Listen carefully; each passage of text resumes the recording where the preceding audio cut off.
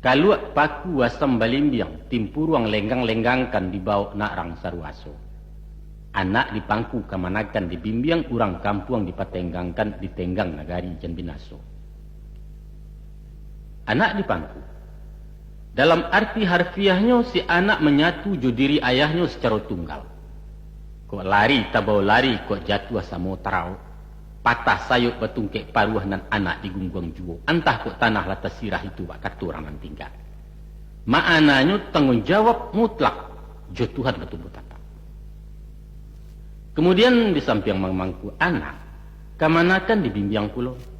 Membimbing adalah menuntun tangan urang sambil berjalan. Mungkasuiknya mengarahkan kanan baya. Membawa kanan bana menunjukkan di malawi dan sati rantau nan betua. Nanti, kalau lah tibu di jalan data, kabui tarang hujan lata dua maku kamanakan dilapeh-lapehkan.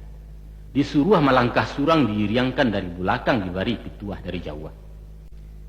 Kini anaklah dipangku, kamanakanlah dibimbing, maku orang kampung pun dipatenggangkan. Tenggang adalah kata-kata Minang nalah di Indonesia kan. Menurut arti aslinya, ialah kira-kira sama jauh sahu, perbuatan atau karya macam tu. Tidak dapat bertenggang, artinya buntu segala usaha.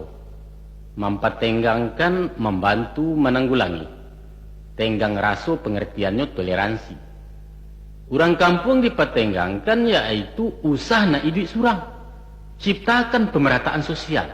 Hilangkan gap antara si kayo dan si miskin supaya jangan timbul keresahan.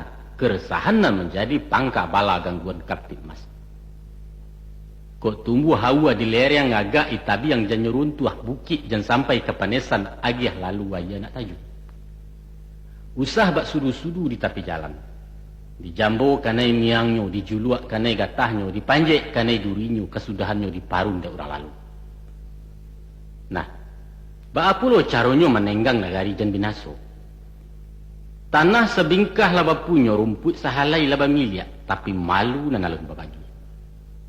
Rimbo dipancang untuk parak, rawang dipetak untuk sawah, tepian laba untuk pandam laba tantu. Tapi rasa kepentingan basamu punya orang sanagari. Caro basuku tagak di suku, caro banagari tagak di negari. Kok malu di atas hino di baruah, tak kajuit di mudiak, tak gamang di ilia, mamak di pintu utang, kemanakan di pintu bayar. Oleh sebab itu, indahlah mudah menjadi orang Minang kok. Sulit. Tanggung jawabnya luas dan rumit. Babannya barek gayut bagayut. Kapalo sarik berjunjungan bau barisi keduanya suuk kida menjinjang pulau. Tapi itulah resiko sebagai pemimpin. Pemimpin dan ditanya tentang kepemimpinannya. Ditanya dek manusia dan dipimpin, ditanya dek Allah yang memberikan pimpinan. Sadonya mesti dipertanggungjawabkan kini ataupun iswa.